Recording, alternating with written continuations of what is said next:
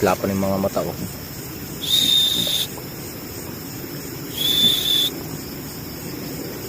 Jik. Ayan guys, oh.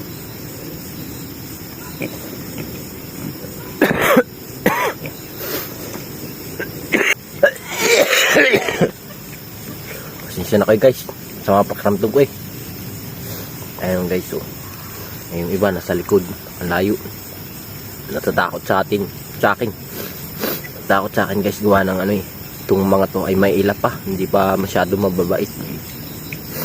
Bali ito ay 3 weeks nang nandito sa akin, inaalagaan ko guys. Yung isang yun, yung isang yan guys, buntis yan.